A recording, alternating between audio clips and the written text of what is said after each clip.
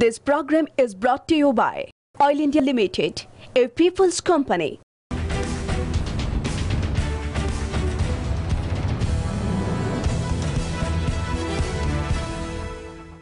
নমস্কাৰ মেজমেলৰ মজিয়ালৈ আপোনাক জনাইছো আন্তৰিক আদৰণি প্ৰিয় দৰ্শক ভোগালী বিহুৰ আন্তৰিক শুভেচ্ছা জনাই আৰম্ভ কৰিবলৈ লৈছো বিশেষ অনুষ্ঠান আজিৰ অনুষ্ঠানত মেজমেলত উপস্থিত অসমৰ স্বাস্থ্য মন্ত্ৰী শিক্ষা মন্ত্ৰী আৰু অসমৰ অন্যতম প্ৰভাৱশালী মন্ত্ৰী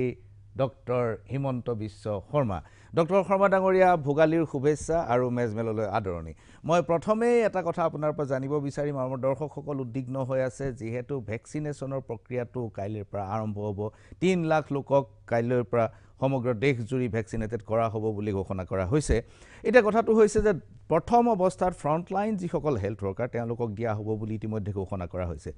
মই যেটো খবৰ পাইছো যিবিলাক মানুহৰ লগত কথা বতৰা পাতি গম পাইছো আৰু ডক্টৰসকলৰ এছ'চিয়েচন বিলাকেও এটো কথা মত প্ৰকাশ কৰিছে যে ডক্টৰসকল এই ক্ষেত্ৰত তিনি ভাগত বিভক্ত হৈ আছে এভাগে কৈছে যে ইউনিভাৰ্সাল ভ্যাকচিনেশন সাৰ্বজনীন ভ্যাকচিনেশন হওক সকলোৱে লওক দ্বিতীয় ভাগটোৱে কৈছে যে সাৰ্বজনীন ভ্যাকচিনেশন হওক কিন্তু কোভাক্সিনটো লোৱাত অলপ আপত্তি আছে তৃতীয় ভাগটোৱে কৈছে যে সাৰ্বজনীন ভ্যাকচিনেশনৰ কোনো প্ৰয়োজনেই নাই 70 বছৰ ওপৰৰ মানুহখিনিক দিলে হ'ব কাৰণ ভাৰতীয় মানুহৰ ইতিমধ্যে হাৰ্ড ইমিউনিটি ইতিমধ্যে আহি গৈছে আপোনাৰ মত কি প্ৰথম কথা গুটেই ভ্যাকচিনেশনটো ভলেন্টিয়াৰি যে কোনোবাই লব বিচাৰিলে তেওঁ লব আৰু কোনোবাই লব নিবিচাৰিলে তেওঁ নলব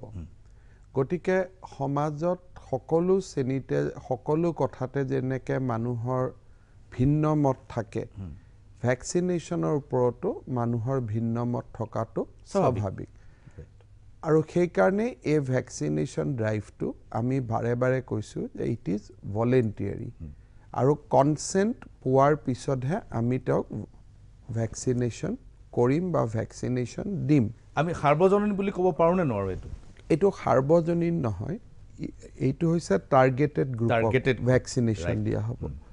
প্ৰথম আমি দিব চেষ্টা কৰিম মেডিকেল প্ৰফেশনেলছ নাৰ্স ল্যাবৰেটৰী টেকনিশিয়ান হস্পিটালৰ সুইপাৰৰ পৰা আৰম্ভ কৰি গ্ৰেড 4 লৈকে কাৰণ এখেতসকলে যেতিয়া ভ্যাকচিন ল'ব তেতিয়া কোনোবা কোভিডৰ পেশেন্ট আহিলে তেওঁলোকে সাহসেৰে ট্ৰিটমেন্ট কৰিব পাৰিব অলপ আগতে আমাৰ এখন ভিসি হৈ গৈছিলে তাতে আমি কৈছিলো যে আজি আমাৰ অসমত যিমানটো কোভিডৰ কাৰণে মৃত্যু হ'ল যদি ডক্টৰ সকলে ৰেষ্ট্ৰিক্টেড হৈ নাথাকিলেহেঁতেন সিনিয়ৰ ডক্টৰ জুনিয়ৰ ডক্টৰ সকলো যদি কোভিড ওয়াৰ্ডত যাব পাৰিলেহেঁতেন হয়তো ডেথ তাৰ আধাও নহলহেঁতেন গতিকে এইটো খুব ইম্পৰ্টেন্ট যে মানুহক মৃত্যুৰ পৰা বচাবৰ কাৰণে ডক্টৰ সকলে নিজক নিৰাপদ অনুভৱ কৰিব লাগিব আৰু হাৰ্ড ইমিউনিটি জাতীয় যিবিলাক শব্দ কোনোবাই কৈছে হেতু বিজ্ঞানৰ ওপৰত বেছ নহয় এটা পিক আছিল পিকটোৰ পৰা আমি তলত নামি আহিছো কিন্তু এনেকুৱা নহয় যে অহা বছৰ আকৌ পিক নহব অৰ্থাৎ কোভিড সমাজৰ পৰা আঁতৰি যোৱা নাই বাট এজ অফ নাও আমি বহু পৰিমাণে কোভিডৰ পৰা হাত হাৰিছো বা আমি কোভিডৰ পৰা কিছু হকাহ পাইছো তৃতীয়তে কথা যে কোভ্যাক্সিন আমাৰ ভাৰতত নিৰ্মাণ কৰা এটা ভ্যাকচিন হিদিনাখন প্ৰধানমন্ত্ৰীৰ যিখন ভিডিঅ' কনফাৰেন্স হৈছিলে তাত বিজ্ঞানী আৰু ডক্টৰ সকলে কৈছে যে আমি কোভ্যাক্সিন লম কাৰণ কোভ্যাক্সিন নিৰাপদ আৰু কোভ্যাক্সিন লোৱাৰ লগে লগে ভাৰতীয় বুলি মই গৌৰৱ অনুভৱ কৰিম বিকজ এইটো indigenously build vaccine Russia China America যুক্তৰাষ্ট্ৰ আৰু ইউকেৰ পিছত ভাৰতবৰ্ষয়ে প্ৰথম ভ্যাকচিন নিৰ্মাণ কৰিব পাৰিছে এগেইনষ্ট কোভিড গতিকে আপুনি যেতিয়া কোভ্যাক্সিন ল'ব তাত সিকিউৰিটিটো আছেই বাট ভাৰতীয় বুলি নিজকে গৌৰৱ অনুভৱ কৰিব সেইকাৰণে ভাৰত চৰকাৰে কোভিশিল্ডৰ পৰিৱৰ্তে কোভ্যাক্সিন লোৱাৰ ওপৰত আমি দুইটা এংগুলৰ পৰা বেছি গুৰুত্ব দিছো ই আত্মনিৰ্ভৰশীল ভাৰতক প্ৰতিনিধিত্ব কৰিব আৰু ভাৰত যে বিজ্ঞান গৱেষণাত কিমান আগুৱাই গৈছে তাক প্ৰতীয়মান কৰিব আপুনি কাইলৈৰ পৰা যিটো প্ৰচেছ আৰম্ভ কৰিব ভেকচিনৰ ক্ষেত্ৰত কোনটো ভেকচিন ব্যৱহাৰ কৰিব আমি দুইটা ভেকচিন ব্যৱহাৰ কৰিম আমাৰ লগত 2 লাখ মই একজেক্ট ষ্টেটিষ্টিক্সটো অলপ আগপিছ হ'ব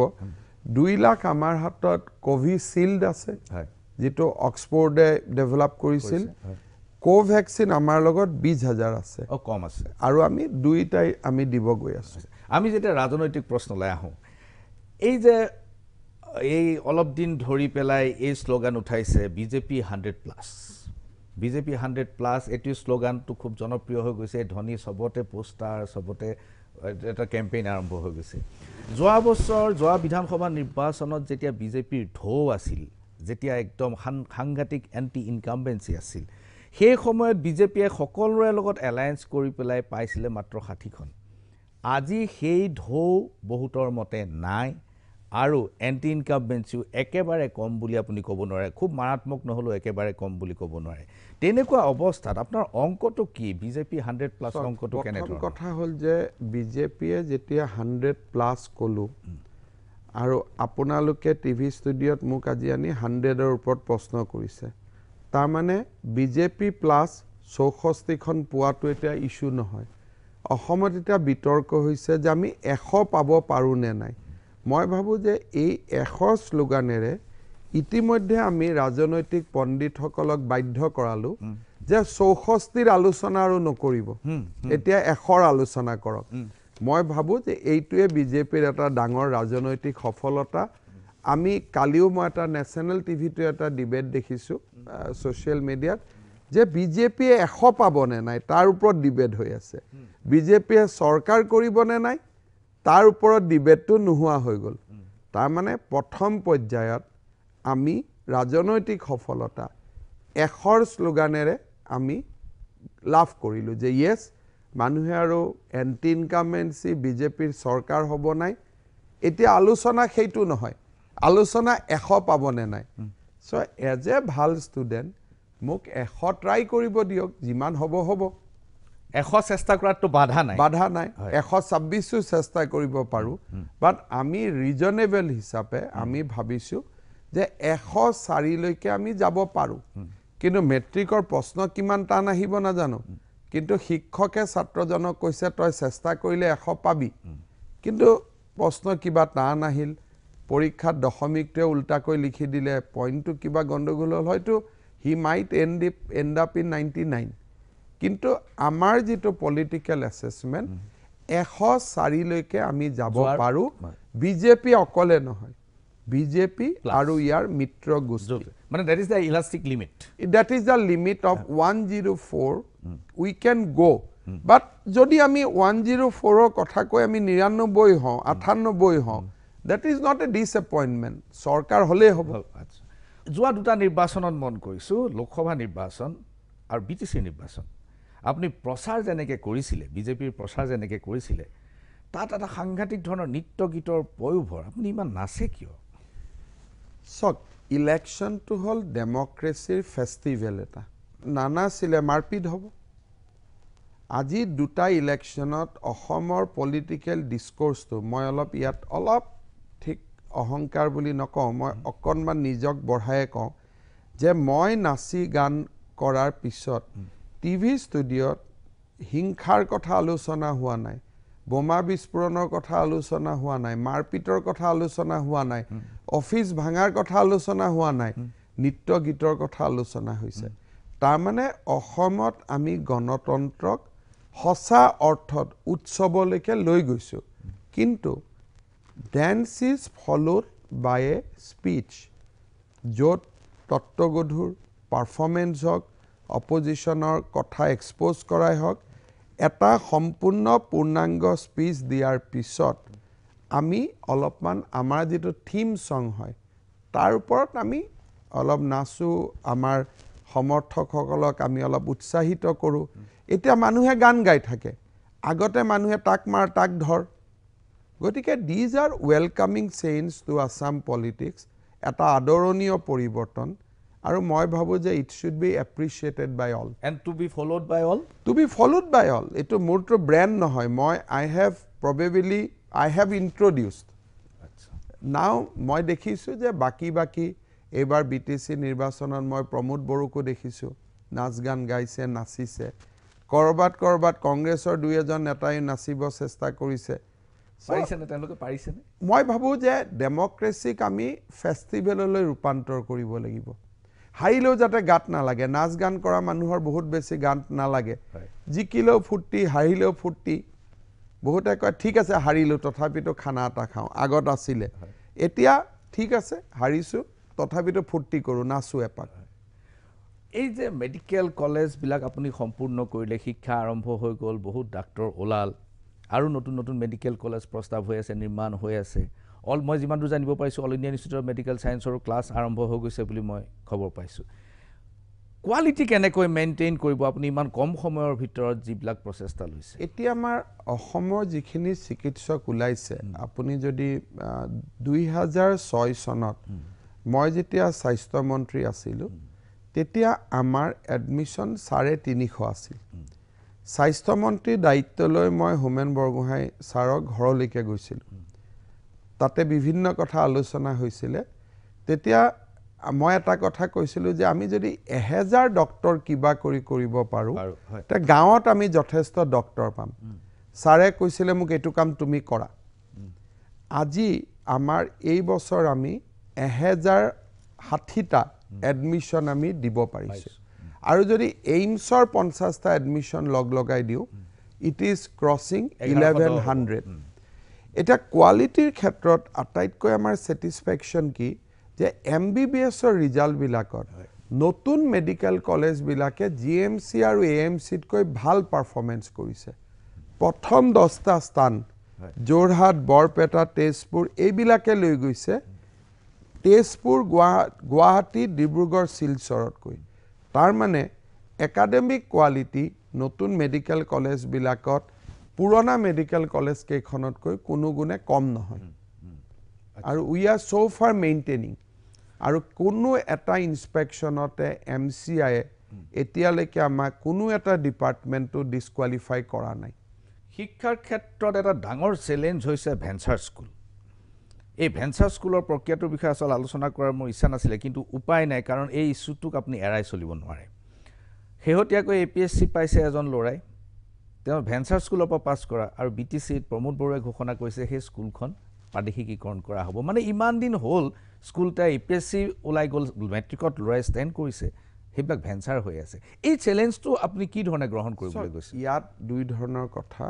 এটা হল আপুনি যদি চাই যে যিবিলাক টাউন সিটি বা এডভান্স গাঁও সেইবিলাকত এতিয়া আৰু ভেঞ্চাৰ স্কুলত তেনেকুৱা ষ্টুডেণ্টটো নাই আৰু তাৰ ষ্টুডেণ্টে আউটষ্টেণ্ডিং ৰিজাল্ট কৰা বুলিও আমি ক'ব নোৱাৰোঁ এইটো কাৰণে নহয় যে শিক্ষকসকলৰ কিবা দোষ আছে বা তাত ষ্টুডেণ্ট লাহে লাহে কমি গৈ আছে আমাৰ কিছুমান ষ্টুডেণ্টৰ নাম্বাৰ আমি ফিক্স কৰিছিলোঁ যে এখন স্কুলৰ পৰা 10 জন ল'ৰাই মেট্ৰিক দিলে আমি স্কুলখন প্ৰাদেশিকৰণ কৰিম এতিয়া 10 জন ল'ৰাও বিচাৰি পোৱা নাই তাৰ বিপৰীতে অসমৰ বহুত গাঁৱত হয়তো চৰকাৰী স্কুল যোৱা নাই আৰু ভেঞ্চাৰ স্কুল বিলাকে তাৰ ৰিকুৱাৰমেন্ট শৈক্ষিক যেটো প্ৰয়োজনীয়তা তাক পূৰণ কৰি আহিছে সেই কাৰণে এইবাৰ আমি অসম বিধানসভাত এটা কথা কৈছো যে সন ওয়াইজ প্ৰাদেশিকৰণৰ সময়টো এতিয়া আৰু পাৰ হৈ গ'ল এতিয়া আমি এইবাৰ লাষ্ট 16000 প্ৰাদেশিকৰণ আমি ফেব্ৰুৱাৰী মাহত কৰিম ভৱিষ্যতৰ চৰকাৰ বিলাকে নিডৰ ওপৰত যে এইখন গাঁৱত এখন স্কুলৰ প্ৰয়োজনীয়তা আছে আৰু ইয়াত এখন ভেঞ্চাৰ স্কুল আছে তাক আমি প্ৰাদেশিকৰণ কৰিম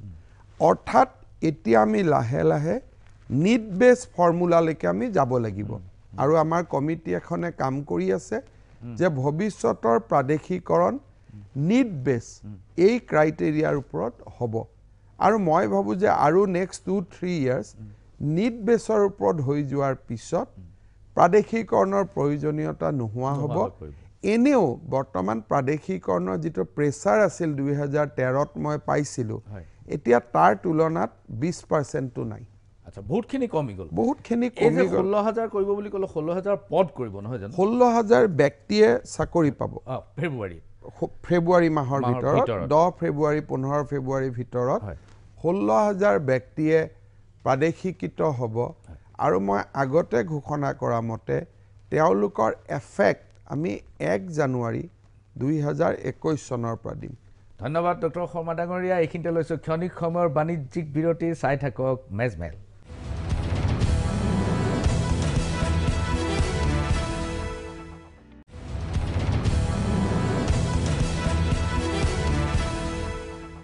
বিৰতিৰ পাছত পুনৰ ঘূৰি আহিছো মেজমেলৰ মজিয়ালৈ আজিৰ মেজমেলৰ অতিথি আপোনালোকৰ সকলোৰে পৰিচিত শিক্ষামন্ত্ৰী স্বাস্থ্যমন্ত্ৰী ডক্টৰ হিমন্ত বিশ্ব শৰ্মা বিৰতিৰ পূৰ্বে আমি আলোচনা কৰিছিলোঁ ভেঞ্চাৰ স্কুলৰ বিষয়ে এতিয়া আহোঁ আন এটা বিষয়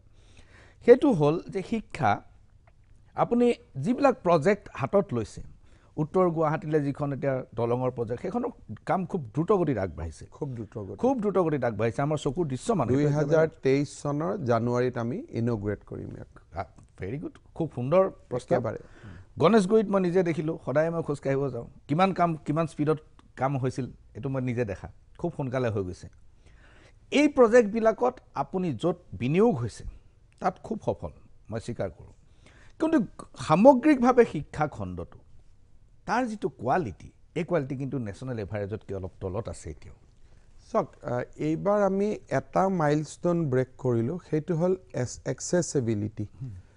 এডুকেশ্যনত এতিয়া যদি আপুনি ভাৰতৰ নতুন ছাৰ্ভে আৰু আপুনি নতুন যিবিলাক ষ্টেটিষ্টিক্স ওলাইছে বিহাৰৰ পিছত এতিয়া অসমে এখন ৰাজ্য য'ত দুখীয়া ল'ৰা ছোৱালীয়ে শিক্ষাৰ উপলব্ধ কৰিব পাৰিছে অৰ্থাৎ নাও ইভেন এ প'ৰেষ্ট পিপল আটাইতকৈ দুখীয়া শ্ৰেণীৰ পৰা অহা ছাত্ৰ ছাত্ৰী এজনেও এতিয়া শিক্ষাক বা কলেজত স্কুলত যাব পাৰিছে and we are number 2 in the national ranking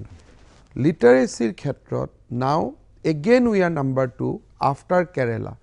চ' যোৱা 5 বছৰত আমি দুটা মাইলষ্টন ব্ৰেক কৰিলোঁ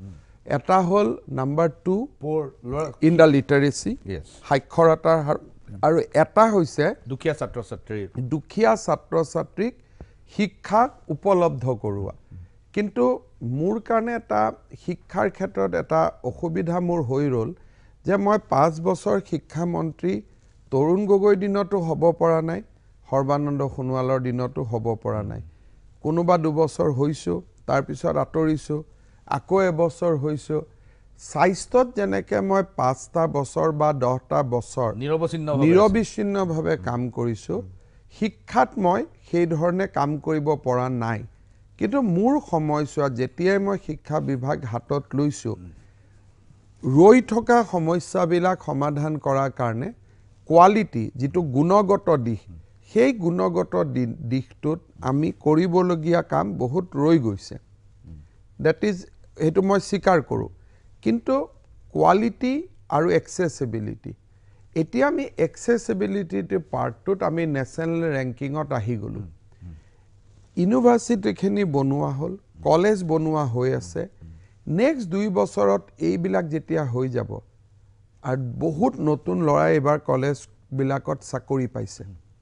মই ভাবোঁ যে কোৱালিটিৰ মানদণ্ডটো আমি নেক্সট 2 to 3 yearsত আমি পাই যাম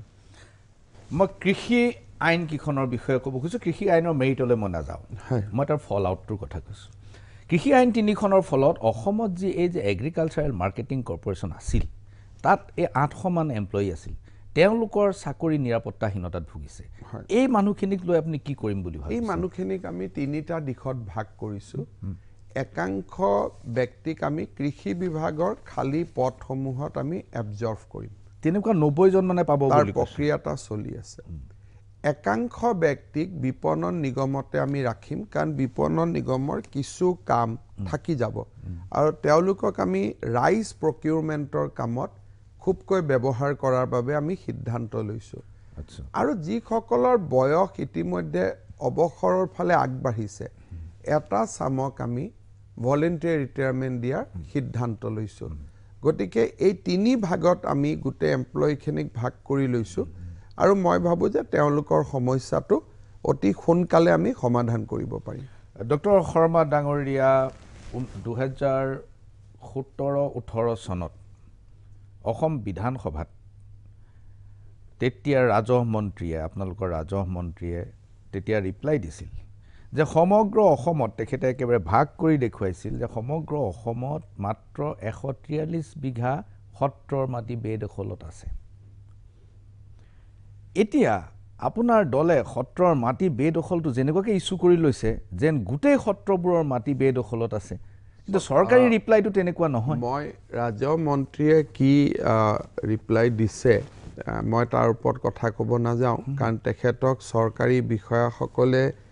যি ৰিপৰ্ট দিছে তাৰ ওপৰতে হয়তো তেখেতে বিধানসভাত ৰিপৰ্ট দিছে কিন্তু আপুনি অসমৰ প্ৰত্যেকখন সত্ৰৰ সত্ৰাধিকাৰসকলৰ লগত কথা পাতক তেওঁলোকৰ নথিপত্ৰ আপোনালোকে পৰ্যালোচনা কৰক আৰু সকলোৱে নিজৰ কাহিনী ক'ব যে কাৰ মাটি কিমান বেদখলত আছে যোৱা 7 দিন আগত মোৰ ওচৰত পাটবাউসী সত্ৰৰ সত্ৰাধিকাৰ আহিছিল তেখেতে মোক কৈ গৈছে যে স্যাৰ আমাৰ বহুত মাটি বেদখলত গুচি গ'ল গতিকে আপুনি জানে যে আজি আমাৰ নামনি অসমৰ প্ৰত্যেক জিলাবিলাকৰ অফিচিয়েল যিটো মেকানিজম সেই মেকানিজমটো সেই সকল মানুহৰ হাতলৈকে গুচি গৈছে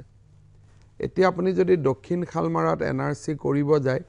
এনআৰসিত আপুনি কেতিয়াও সাকসেস হ'ব নোৱাৰে কাৰণ দক্ষিণ খালমাৰাৰ 100 জন এমপ্লয়িৰ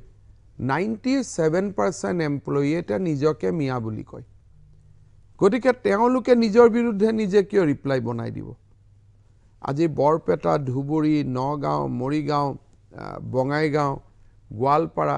ইয়াৰ লোকেল এডমিনিষ্ট্ৰেশ্যনটো মণ্ডলৰ পৰা আৰম্ভ কৰি গোটেই ব্যৱস্থাটোৱে এটা বেলেগ এটা আদৰ্শক ৰিপ্ৰেজেণ্ট কৰা ব্যক্তিসকলৰ হাতলৈকে গুচি গৈছে সেইকাৰণে ভাবো যে জুনে ৰেভিনিউ মিনিষ্টাৰ নহওক কিয় he should have been careful তেওঁ আৰু সতৰ্ক হৈ এই উত্তৰটো দিব লাগিছিল আৰু এনেকা উত্তৰ যদি মোৰ নজৰত আহিলেতেন মই তাতেই তেওঁ কলোহেতেন যে এইটো উত্তৰ নিদিব আপুনি আৰু অলপ ভাল কৰি কথাখিনি অধ্যয়ন কৰি লওক কিন্তু মই দুটা উদাহৰণ আপোনাক দিওঁ মই যেতিয়া বাতৰি কাকতত আছিলোঁ তেতিয়া কোবাইকটা সত্ৰৰ মেধি আতৈ এইবিলাকে চিঠি লিখিছিল যে আমাৰ সত্ৰৰ মাটি বেদখল নহয় আমাৰ গোসাঁয়ে নিজেই সেই সকলক বিক্ৰী কৰিছে 1 নম্বৰ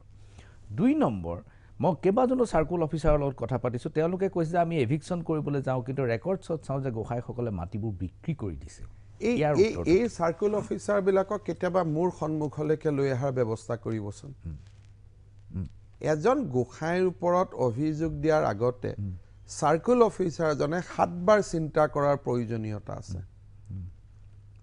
তেওঁলোক কিমান দুৰ্নীতিমুক্ত তেওঁলোকৰ অফিচত সৰ্বসাধাৰণ মানুহে কাগজ পত্ৰ টকা পইচা খৰচ নকৰাকৈ পায় নে নাপায় এজন গোসাঁইৰ ওপৰত অভিযোগ দিয়াৰ আগতে তেওঁ নিজে বহুতবাৰ চিন্তা কৰি লোৱাৰ প্ৰয়োজন আছিল আৰু তাকো আপোনাৰ দৰে এজন সাংবাদিকৰ আগত উত্তৰ দিবৰ কাৰণে মোৰ আগত কেতিয়াবা একেলগে আপুনি ইয়াত মাতি আনিব হয় আৰু তেওঁলোকে তেতিয়া মোৰ আগত কি কয় সেই উত্তৰটো শুনিব তেওঁলোক ইমান যদি মানুহ অধখ পতনে যায় যে এজন গোসাঁই ঈশ্বৰৰ ওপৰত অভিযোগ দিব পাৰে তাৰমানে সেই মানুহজন কি পৰ্যায়লৈকে যাব পাৰে তাৰ তুলনাৰ বাহিৰত হ'ব লাগিব আজি আপুনি কোনখন সত্ৰৰ গোসাঁইৰ বিৰুদ্ধে এনেকে কথা ক'ব যে গোসাঁয়ে বিক্ৰী কৰিছে এটো কিবা কথা হ'ব পাৰে নেকি এই কথা বহুত কিতাপ অসমত ওলাইছে আপোনাক মই কিতাপ এখন দিম বৰদোৱা সত্ৰত যে আমি 80 বিঘা মাটি এভিকশন কৰিলো হেয়া কি বৰপেটাৰ গোসাঁয়ে দিছিল নেকি গোসাঁইকে সকল বাৰে বাৰে আমাৰ ওচৰত আহিলে যে মাটিখিনি এভিক কৰি দিয়ক কালি পাটবাউসী সত্ৰাধিকাৰ যদি মোৰ ওচৰত অহা সপ্তাহত আহিছিলে আহি দুখেৰে কৈছে মোৰ মাটিখিনি গ'ল বুলি তেওঁ কি বিক্ৰী কৰি থৈ যোৱা মানুহজন মোৰ সন্মুখত আহিব নেকি এনেকুৱা ধৰণৰ তথাকথিত এচিএস বিষয়াৰ কাৰণে বা যদি আপোনাৰ কত কৈছে মই ক্লিয়াৰ নহয় আজি আমাৰ এনআৰসি খন ফেইল হল এওঁলোকৰ কাৰণে এওঁলোকে জাতিৰ পক্ষে ষ্টেণ্ড ল'ব নোৱাৰা কাৰণে আজি এনেকুৱা প্ৰশ্ন আপোনালোকে কৰিব পৰাৰ সুবিধা পাইছে ক্ষমতালৈ আহিয়ে আপোনাৰ চৰকাৰে কাজিৰঙাত এটা বিৰাট এভিকশন কৰিছিল কলিয়াবৰ সাৰ্কুলৰ অধীনত পিছত আপোনালোকে সেইবিলাক মানুহক চৰকাৰী মাটিত সংস্থাপন দিব লগা হ'ল হোজাই আৰু কলিয়াবৰ প্ৰথম কথাটো হ'ল যে মই যেতিয়া তেওঁলোকক এভিকশ্যনৰ কাৰণে গৈছিলোঁ লিমিটেড পইণ্ট ৱাজ ডেট কাজিৰঙাৰ পৰা আপোনালোকক আমি এভিক কৰিম কাৰণ আপোনালোক থকাৰ ফলত গড়ৰ চোৰাং চিকাৰ বৃদ্ধি হৈছে এনেকুৱা মানুহৰ ধাৰণা তেওঁলোকক এভিক কৰি আমি গুৱাহাটী ৰেল ষ্টেচনত ৰাখি থম বুলিতো কেতিয়াও কোৱা নাই কাজিৰঙাৰ পৰা এভিক কৰাটো আমাৰ শ্লোগান আছিল প্ৰয়োজন আছিল কাজিৰঙাৰ পৰা এভিক কৰিলোঁ কৰি এতিয়া কি মানুহখিনিক নেশ্যনেল হাইৱেত থৈ দিম নেকি মানুহখিনিক চৰকাৰী মাটিত সংস্থাপন কৰবাত আমি থবই লাগিব এইটো মানৱীয়তাৰ কথা আজি যদি আমি বৰচলাৰ গুপ্তেশ্বৰ দেৱালয়ৰ লগত সংলগ্ন তাৰ পৰা যদি মানুহখিনিক আমি এভিক কৰিছোঁ কৰি আমি তেওঁলোক য'ৰ পৰা আহিছিল তালৈকে আমি থবতো লাগিবই এইটোতো কোনো প্ৰশ্নই নহ'ল মই নিজে তেওঁলোকক কৈছিলোঁ যে আপোনালোক এভিক কৰিব নালাগে আপোনালোকক আমি বেলেগ মাটিত লৈ যাম আৰু ঘৰ বনোৱা পইচাটোও দি দিম আৰু বহুতৰ মাটিৰ কাগজো আছিলে গতিকে আমাৰ লিমিটেড কুৱেশ্যনটো আছিল যে কাজিৰঙাত আপোনালোক নাথাকিব বাকী য'তে থাকে আমাৰ বাকী বেলেগ কথা আপোনালোককতো আমি বিদেশী বুলি কোৱা নাই আজি যদি মোক কোনোবাই এভিক কৰে মোৰ মাটি নাই চৰকাৰী মাটিত মই বহি আছোঁ ইয়াত মোক চৰকাৰী মাটি এটা ফেক্টৰী বনাবৰ কাৰণে লাগে মোক এভিক কৰিলোঁ বেলেগ জেগাতো মোক মাটি দিব লাগিব গতিকে সেই মানুহখিনি তাত থকা কাৰণে চোৰাং চিকাৰ বঢ়া বুলি অসমৰ মানুহৰ মাজত এটা ধাৰণা আছিল তেওঁলোক তাত থকা কাৰণে কাজিৰঙাখন ধ্বংস হোৱাৰ সম্ভাৱনা আহি যোৱা বুলি আমি বিশ্বাস কৰিছিলোঁ আমি তেওঁলোকক কাজিৰঙাৰ পৰা উচ্ছেদ কৰিলোঁ বেলেগ জাগাত যদি কোনোবাই সংস্থাপন পাইছে এইটো আদৰণীয় ই গৰিহণাৰ যোগ্য নহয় কিন্তু কাজিৰঙাৰ পৰা তেওঁলোকক এভিক কৰাৰ ফলত লিংক থাকক বা নাথাকক আজি কিন্তু কাজিৰঙাত গড়ৰ চোৰাং চিকাৰ প্ৰায় নোহোৱা হৈ গ'ল ধন্যবাদ এইটো ভাল কথা এইটো এটা ভাল তথ্য এইখিনিতে লৈছোঁ ক্ষণিক সময়ৰ বাণিজ্যিক বিৰতি চাই থাকক মেজমেল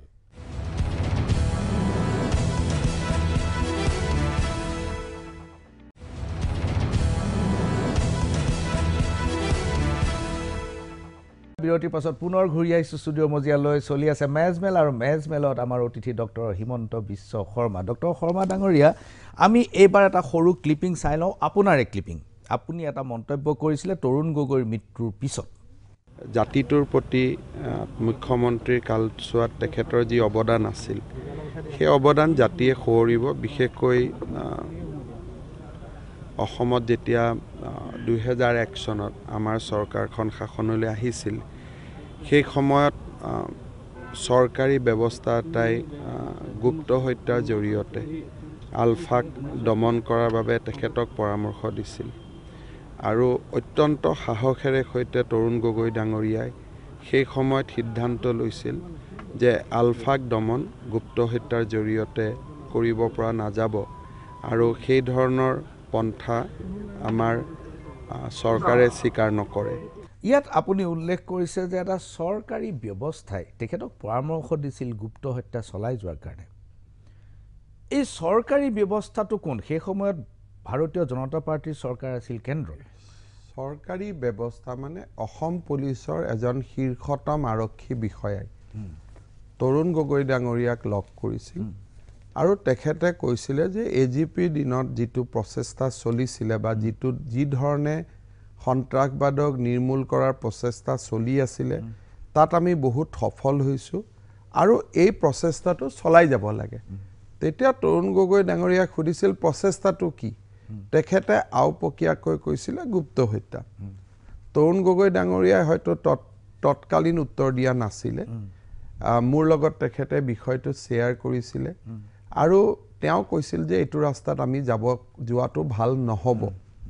তেতিয়া ময়ো তেখেতক কৈছিলোঁ যে আমাৰ এণ্টায়াৰ মেণ্ডেটটো আমি মানুহে আমাক ভোট দিছে এইটো বন্ধ কৰিবৰ কাৰণে আমি এইটো কেতিয়াও কৰিব নোৱাৰোঁ তেখেতে বিষয়াগৰাকীক জনাই দিলে যে এইটো কাম আমি নকৰোঁ আৰু তাৰ খুব সম্ভৱ 10 দিন পিছতেই তেখেতে বিষয়াগৰাকীক সেই পদবীটোৰ পৰা বদলীকৰণো কৰি দিছিল কিন্তু প্ৰফুল্ল কুমাৰ মহন্ত যাৰ দিনত আটাইতকৈ বেছি গুপ্ত হত্যা হৈছিল বুলি অভিযোগ আছে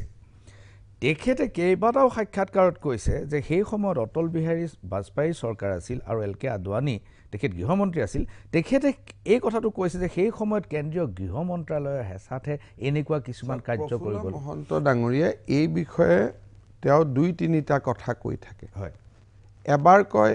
হেঁচাত কৰিছিলোঁ যেতিয়া আমি প্ৰশ্ন কৰোঁ যে আপুনি হেঁচাত মানুহক হত্যা কৰিবনে তেতিয়া তেওঁ কৈ দিয়ে মই তেনেকৈ কোৱা নাছিলোঁ গতিকে এই ক্ষেত্ৰত প্ৰফুল্ল কুমাৰ মহন্ত ডাঙৰীয়াই কোনোবা এটা সাক্ষাৎকাৰত গোটেই কথাখিনি সাৰ্বজনীন নকৰালৈকে ইয়াৰ ওপৰত কমেণ্ট দিয়া খুব কঠিন কাৰণ তেখেতে he plays both hot and cold যেতিয়া তেওঁ খুব প্ৰেছাৰত পৰে যে চিক্ৰেট কিলিংটো বেয়া তেতিয়া তেওঁ কৈ দিয়ে কেন্দ্ৰই কৰিছে আৰু কোনোবাই যদি তেওঁক প্ৰশংসা কৰে যে আপুনি আলফাক দমন কৰিলে তেতিয়া তেওঁ নমস্কাৰ দি সেইটো গ্ৰহণ কৰে সেইটো সব পলিটিচিয়ানে কৰিব সেইটো কৰিব নোৱাৰিব নহয় তেতিয়া তেওঁ ক'ব লাগিব যে যিটো ৰাস্তাত আলফাক দমন হ'ল সেইটোৰ লগত মই একমত নাছিলোঁ গতিকে প্ৰফুল্ল মহন্ত ডাঙৰীয়াই যদি কেন্দ্ৰৰ হেঁচাক যদি তেওঁ প্ৰতিহত কৰিব নোৱাৰিলে সেই একেটা হেঁচাকে তৰুণ গগৈ ডাঙৰীয়াই প্ৰতিহত কৰিলে সেইকাৰণে প্ৰফুল্ল কুমাৰ মহন্ত সৰ্বকালৰ ব্যৰ্থ মুখ্যমন্ত্ৰী হিচাপে অসমৰ ইতিহাসত থাকি যাব কাৰণ কেন্দ্ৰই হেঁচা দিলেই আইন বিৰুদ্ধ কাম কৰিব পৰা নাযায় কেন্দ্ৰই ক'লেই কোনোবা নিৰপৰাধী ব্যক্তিক ঘৰৰ পৰা তুলি আনি মাৰিব পৰা নাযায় এই কথাবোৰ কোৱাৰ পিছত তেওঁক আমি গুপ্ত হত্যাৰ অপৰাধত চাৰ্জ কৰিছিলোঁ কিন্তু তেখেতে হাইকোৰ্টৰ এফিডেভিটত এই কথাবোৰ নকলে গতিকে তেওঁ যেতিয়ালৈকে কথাবোৰ নকয় বা তেওঁ এখন আত্মজীৱনীয়ে লিখি বা নিজৰ তথ্যৰে কেতিয়াবা এখন তেওঁ যে আজি মই হিয়া খুলি দিম বুলি কথাবিলাক নকয় তেতিয়ালৈকে এইটো উত্তৰ দিয়াটো টান কিন্তু আমি দেখা পাওঁ যদি সাৰ্কামটেন্সেছ চাই যেতিয়া আলফাই প্ৰফুল্ল কুমাৰ মহন্তৰ জীৱনৰ ওপৰত আক্ৰমণ কৰিলে তাৰ পিছতহে অসমত গুপ্ত হত্যা আৰম্ভ হ'ল সো সাৰ্কামটেন্সিয়েল এভিডেন্স যদি আপুনি পৰিবেশৰ প্ৰমাণ চাই তেতিয়াহ'লে মহন্ত ডাঙৰীয়াক এটেক কৰাৰ পিছতহে গুপ্ত হত্যা আৰম্ভ হ'ল গতিকে গুপ্ত হত্যা প্ৰফুল্ল মহন্তৰ ব্যক্তিগত প্ৰতিশোধ বুলিও কোৱাৰ অৱকাশ আছে মানে কেন্দ্ৰৰ হেঁচাটোতো ইয়াত জাষ্টিফাই নকৰে কেন্দ্ৰৰ হেঁচা যদি হ'লহেঁতেন এইটো ডে 1ৰ পৰা হ'লহেঁতেন কিন্তু মই ইমানেই জানো যে আলফাই তেওঁক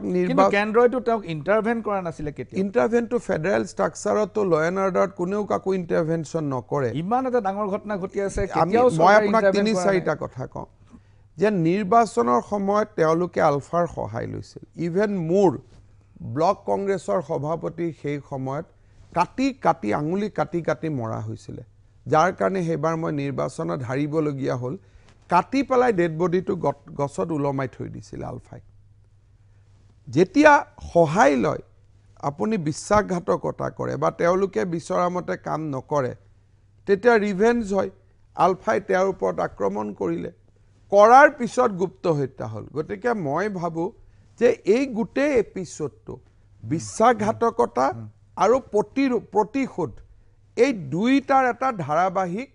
এটা কালখণ্ড আছিল আৰু যিটো মণি সেনা আয়োগে যাক স্বীকাৰ কৰিছিল যে হয় আৰু মণি সেনা আয়োগৰ প্ৰতিবেদনত এখন কাগজো অসম চৰকাৰৰ বিষয়াসকল বা প্ৰাক্তন মুখ্যমন্ত্ৰী প্ৰফুল্ল কুমাৰ মহন্ত ডাঙৰীয়াই দেখুৱাব নোৱাৰিলে যে এইটোক চেণ্ট্ৰেলে লোৱা সিদ্ধান্ত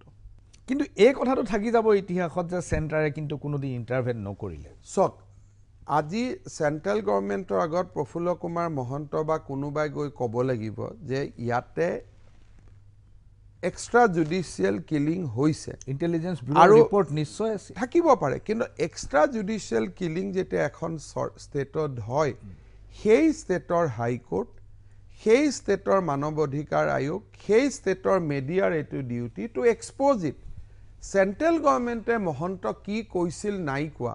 সেই গোটেই কথাবিলাক হয় আদৱানী ডাঙৰীয়াৰ কেতিয়াবা বায়োগ্ৰাফিৰ জৰিয়তে বা প্ৰফুল্ল কুমাৰ মহন্তৰ বায়োগ্ৰাফিৰ জৰিয়তে আমি জানিব লাগিব বা কেতিয়াবা ডিক্লাছিফাই যেতিয়া ডকুমেণ্টছবিলাক হ'ব তেতিয়া আমি জানিব লাগিব কেইদিনমান আগতে মই অসম আন্দোলনৰ পৰিপ্ৰেক্ষিতত মই মুখ্যমন্ত্ৰী ডাঙৰীয়াক ৰাজহুৱাভাৱে কৈছোঁ যে এতিয়া যেতিয়া অসম আন্দোলনৰ বুৰঞ্জী লিখে তথ্যচিত্ৰ লিখে দৈনিক অসমৰ ফটোবিলাক দি লিখাৰ সময় পাৰ হৈ গ'ল কাৰণ সেইবোৰ আছিল 83 আগৰ ঘটনা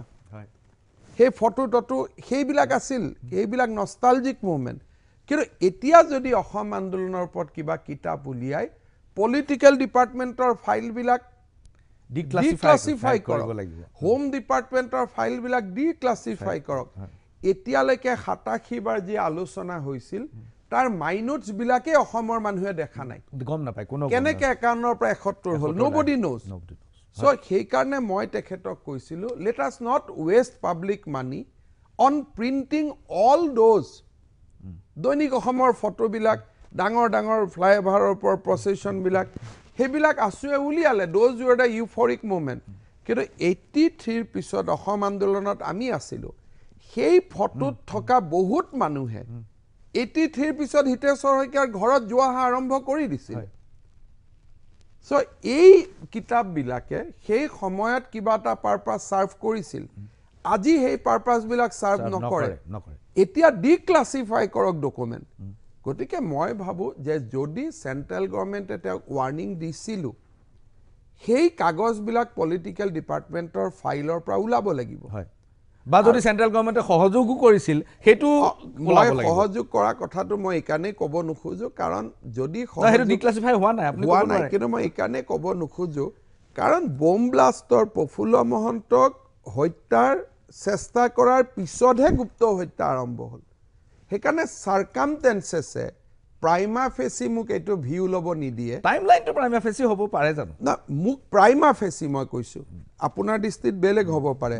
প্ৰথম দৃষ্টিত মই নাভাবো যে সেন্ট্ৰাল গভৰ্নমেন্টৰ কিবা প্ৰেছাৰ আছিল দ্বিতীয় তৃতীয় দৃষ্টিত কি আছে আমিতো নাজানো হেতু আমি ক্লাসিফাই হোৱাৰ পিছত মই মাত্ৰ জানো এজ এ পলিটিক্যাল অবজাৰ্ভাৰ যে কামাখ্যা পাহাৰৰ তলত যেতিয়া তেওঁক বম ব্লাষ্টৰ চেষ্টা কৰা হয় তাৰ পিছৰ প্ৰায় গুপ্ত হত্যা আৰম্ভ হয় উষা কোৰ্ট আৰম্ভ হয় all are after that incident not before that incident ধন্যবাদ ডক্টৰ শৰ্মা ডাঙৰীয়া এইখিনিতে লৈছো ক্ষণিক সময়ৰ বাণিজ্যিক বিৰতি চাই থাকক মেজমেল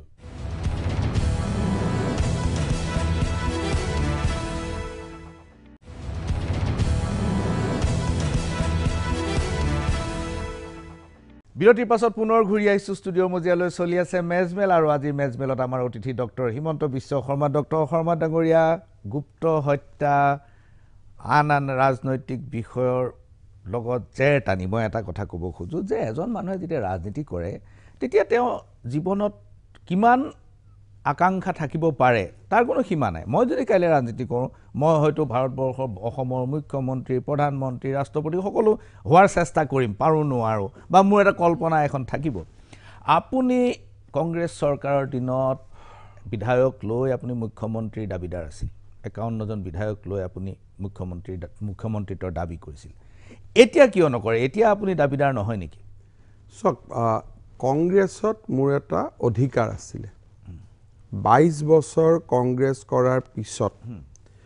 আৰু তিনিখন চৰকাৰৰ শাসনতন্ত্ৰৰ লগত অতি ঘনিষ্ঠভাৱে জড়িত থকাৰ পিছত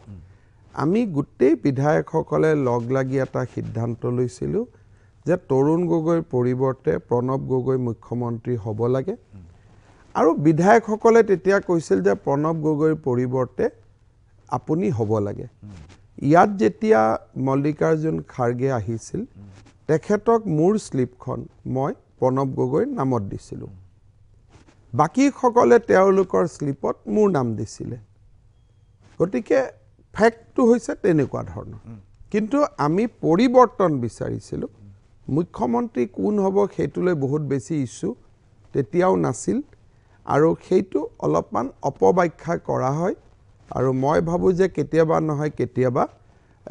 এই ৰেকৰ্ডটো স্ট্ৰেইটেন হৈ যাব এতিয়া আপুনি মুখ্যমন্ত্ৰীৰ দাবী কিয় নতুলে সক এতিয়া ঘটনাটো হ'ল কি যে এইখন চৰকাৰৰ দিনত আমি এটা খুব কালেক্টিভ স্পিৰিটত সমিল মিলেৰে বহুত কাম কৰিছো আৰু পাব্লিকক লৈ ৰাইজক লৈ মোৰ যিমান কাম কৰাৰ ইচ্ছা আছিল কতো এটা বাধা নোপোৱাকৈ সেই কামখিনি মই নিৰলসভাৱে কৰি গৈ আছোঁ গতিকে এতিয়া যিহেতু মোৰ কামত কোনো বাধা হোৱা নাই মই কামত কোনো কষ্ট পোৱা নাই কাৰো লৰাক নমস্কাৰ কৰিবলৈ যিহেতু মোক কোৱা হোৱা নাই গতিকে মই আজি ফিল কৰা নাই কিন্তু কোনোবাই যদি মোক হেঁচা দিয়ে যে এইটো কাম কৰিব নালাগে এইটো কাম কৰিব লাগে তেতিয়ালে মই যদি ভাবো যে নহয় এই কামবোৰ কৰিব নিদিলে অসমখন আগ নাবাঢ়িব গতিকে এই মানুহজনৰ পৰিৱৰ্তন হোৱা উচিত ডেফিনেটলি মই আজিও কম মানে কাম কৰাৰ যেতিয়ালৈকে সুযোগ পাই থাকিব তেতিয়ালৈকে তৰুণ গগৈ দিনত 2012 চনলৈকে আমি এটা এইটো নহয় যে মোৰ কাম আমি যি এজেন্ডা লৈ ৰাইজৰ মাজত গৈছিলো আমি ধুনীয়াকৈ স্মুথলি কাম কৰি গৈ আছিলো and we were all like a family 12 চনত তৰুণ গগৈ ডাঙৰীয়াই দিশ পৰিৱৰ্তন কৰিলে আজমলৰ কথা কোৱা আৰম্ভ কৰিলে তেওঁৰ পুত্ৰ সন্তানক তেওঁ পলিটিক্সত তেওঁ প্ৰয়োজনীয়তকৈ বেছি অগ্ৰাধিকাৰ দিয়া আৰম্ভ কৰিলে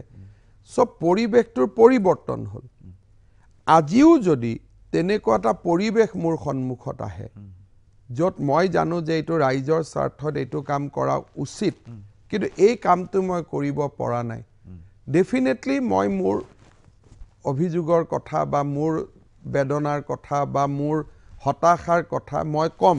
মোৰ ওপৰত তাতো যদি মই ৰিজাল্ট নাপাওঁ তেতিয়াহ'লে মই মোৰ যিটো কাৰ্যসূচী বা মোৰ যিটো বিবেকে বিচাৰে সেই ৰাস্তাত মই যাব লাগিব কিন্তু যোৱা 5টা বছৰত ভাৰতীয় জনতা পাৰ্টিৰ যিটো চৰকাৰ চলিল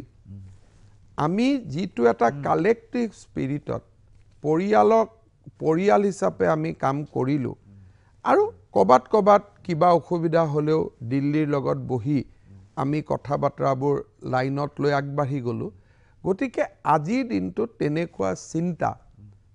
কাৰো মূৰলৈ অহা নাই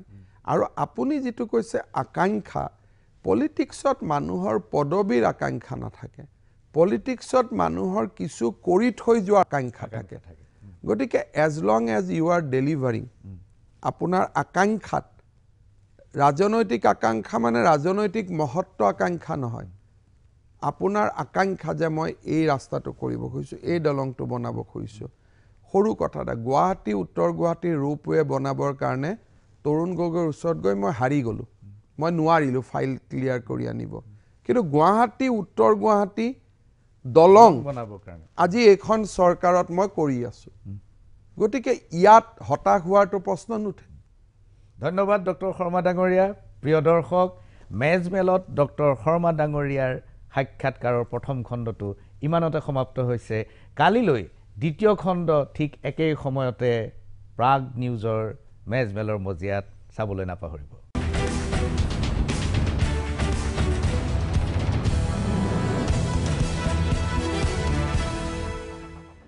This program was brought to you by Oil India Limited, a people's company.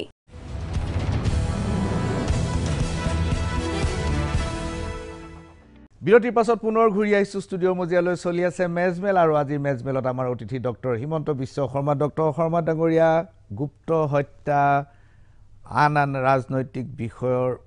লগত জেৰ টানি মই এটা কথা ক'ব খোজোঁ যে এজন মানুহে যেতিয়া ৰাজনীতি কৰে তেতিয়া তেওঁ জীৱনত কিমান আকাংক্ষা থাকিব পাৰে তাৰ কোনো সীমা নাই মই যদি কাইলৈ ৰাজনীতি কৰোঁ মই হয়তো ভাৰতবৰ্ষৰ অসমৰ মুখ্যমন্ত্ৰী প্ৰধানমন্ত্ৰী ৰাষ্ট্ৰপতি সকলো হোৱাৰ চেষ্টা কৰিম পাৰোঁ নোৱাৰোঁ বা মোৰ এটা কল্পনা এখন থাকিব আপুনি কংগ্ৰেছ চৰকাৰৰ দিনত বিধায়ক লৈ আপুনি মুখ্যমন্ত্ৰীৰ দাবীদাৰ আছিল 51জন বিধায়ক লৈ আপুনি মুখ্যমন্ত্ৰীত্বৰ দাবী কৰিছিল এতিয়া কিয় নকৰে এতিয়া আপুনি দাবীদাৰ নহয় নেকি চাওক কংগ্ৰেছত মোৰ এটা অধিকাৰ আছিলে 22 বছৰ কংগ্ৰেছ কৰাৰ পিছত আৰু 3খন চৰকাৰৰ শাসনতন্ত্ৰৰ লগত অতি ঘনিষ্ঠভাৱে জড়িত থকাৰ পিছত আমি গোটেই বিধায়কসকলে লগ লাগি এটা সিদ্ধান্ত লৈছিলোঁ যে তৰুণ গগৈৰ পৰিৱৰ্তে প্ৰণৱ গগৈ মুখ্যমন্ত্ৰী হ'ব লাগে আৰু বিধায়কসকলে তেতিয়া কৈছিল যে প্ৰণৱ গগৈৰ পৰিৱৰ্তে আপুনি হ'ব লাগে ইয়াত যেতিয়া মল্লিকাৰ্জুন খাৰ্গে আহিছিল তেখেতক মোৰ স্লিপখন মই প্ৰণৱ গগৈৰ নামত দিছিলোঁ বাকীসকলে তেওঁলোকৰ স্লিপত মোৰ নাম দিছিলে গতিকে ফ্যাক্টটো হৈছে তেনেকুৱা ধৰণৰ কিন্তু আমি পৰিৱৰ্তন বিচাৰিছিলোঁ মুখ্যমন্ত্ৰী কোন হ'ব সেইটোলৈ বহুত বেছি ইস্যু তেতিয়াও নাছিল আৰু সেইটো অলপমান অপব্যাখ্যা কৰা হয় আৰু মই ভাবোঁ যে কেতিয়াবা নহয় কেতিয়াবা এই ৰেকৰ্ডটো ষ্ট্ৰেইটেন হৈ যাব এতিয়া আপুনি মুখ্যমন্ত্ৰীৰ দাবী কিয় নতুলে চক এতিয়া ঘটনাটো হ'ল কি যে এইখন চৰকাৰৰ দিনত আমি এটা খুব কালেক্টিভ স্পিৰিটত সমিল মিলেৰে বহুত কাম কৰিছোঁ আৰু পাব্লিকক লৈ ৰাইজক লৈ মোৰ যিমান কাম কৰাৰ ইচ্ছা আছিলে ক'তো এটা বাধা নোপোৱাকৈ সেই কামখিনি মই নিৰলসভাৱে কৰি গৈ আছোঁ গতিকে এতিয়া যিহেতু মোৰ কামত কোনো বাধা হোৱা নাই মই কামত কোনো কষ্ট পোৱা নাই কাৰো লৰাক নমস্কাৰ কৰিবলৈ যিহেতু মোক কোৱা হোৱা নাই গতিকে মই আজি ফিল কৰা নাই কিন্তু কোনোবাই যদি মোক হেঁচা দিয়ে যে এইটো কাম কৰিব নালাগে এইটো কাম কৰিব লাগে তেতিয়াহ'লে মই যদি ভাবোঁ যে নহয় এই কামবোৰ কৰিব নিদিলে অসমখন আগ নাবাঢ়িব গতিকে এই মানুহজনৰ পৰিৱৰ্তন হোৱা উচিত ডেফিনেটলি মই আজিও ক'ম মানে কাম কৰাৰ যেতিয়ালৈকে সুযোগ পাই থাকিব তেতিয়ালৈকে তৰুণ গগৈ দিনত 2012 চনলৈকে আমি এটা এইটো নহয় যে মোৰ কাম আমি যি এজেণ্ডা লৈ ৰাইজৰ মাজত গৈছিলোঁ আমি ধুনীয়াকৈ স্মুথলি কাম কৰি গৈ আছিলোঁ and we were all like a family 12 চনত তৰুণ গগৈ ডাঙৰীয়াই দিশ পৰিৱৰ্তন কৰিলে আজমলৰ কথা কোৱা আৰম্ভ কৰিলে তেওঁৰ পুত্ৰ সন্তানক তেওঁ পলিটিক্সত তেওঁ প্ৰয়োজনীয়তকৈ বেছি অগ্ৰাধিকাৰ দিয়া আৰম্ভ কৰিলে সব পৰিৱেশটোৰ পৰিৱৰ্তন হ'ল আজিও যদি তেনেকুৱা এটা পৰিৱেশ মোৰ সন্মুখত আহে য'ত মই জানো যে এইটো ৰাইজৰ স্বাৰ্থত এইটো কাম কৰা উচিত কিন্তু এই কামটো মই কৰিব পৰা নাই ডেফিনেটলি মই মোৰ অভিযোগৰ কথা বা মোৰ বেদনাৰ কথা বা মোৰ হতাশাৰ কথা মই কম মোৰ ওপৰত তাতো যদি মই ৰিজাল্ট নাপাওঁ তেতিয়াহ'লে মই মোৰ যিটো কাৰ্যসূচী বা মোৰ যিটো বিবেকে বিচাৰে সেই ৰাস্তাত মই যাব লাগিব কিন্তু যোৱা 5টা বছৰত ভাৰতীয় জনতা পাৰ্টিৰ যিটো চৰকাৰ চলিল আমি যিটো এটা কালেক্টিভ স্পিৰিটত পৰিয়াল হিচাপে আমি কাম কৰিলোঁ আৰু কবাত কিবা অসুবিধা হ'লেও দিল্লীৰ লগত বহি আমি কথা বাৰ্তাবোৰ লাইনত লৈ আগবাঢ়ি গ'লোঁ গতিকে আজিৰ দিনটোত তেনেকুৱা চিন্তা কাৰো মূৰলৈ অহা নাই আৰু আপুনি যিটো কৈছে আকাংক্ষা পলিটিক্সত মানুহৰ পদবীৰ আকাংক্ষা নাথাকে পলিটিক্সত মানুহৰ কিছু কৰি থৈ যোৱা আকাংক্ষা থাকে গতিকে as long as you are delivering আপোনাৰ আকাংক্ষাত ৰাজনৈতিক আকাংক্ষা মানে ৰাজনৈতিক মহত্ব আকাংক্ষা নহয় আপোনাৰ আকাংক্ষা যে মই এই ৰাস্তাটো কৰিব খুজিছোঁ এই দলংটো বনাব খুজিছোঁ সৰু কথা এটা গুৱাহাটী উত্তৰ গুৱাহাটী ৰূপৱে বনাবৰ কাৰণে তৰুণ গগৈৰ ওচৰত গৈ মই হাৰি গ'লোঁ মই নোৱাৰিলোঁ ফাইল ক্লিয়াৰ কৰি আনিব কিন্তু গুৱাহাটী উত্তৰ গুৱাহাটী দলং বনাবৰ কাৰণে আজি এইখন চৰকাৰত মই কৰি আছোঁ গতিকে ইয়াত হতাশ হোৱাটো প্ৰশ্ন নুঠে ধন্যবাদ ডক্টৰ শৰ্মা ডাঙৰীয়া প্ৰিয় দৰ্শক মেজমেলত ডক্টৰ শৰ্মা ডাঙৰীয়াৰ সাক্ষাৎকাৰৰ প্ৰথম খণ্ডটো ইমানতে সমাপ্ত হৈছে কালিলৈ দ্বিতীয় খণ্ড ঠিক একেই সময়তে প্ৰাগ নিউজৰ মেজমেলৰ মজিয়াত চাবলৈ নাপাহৰিব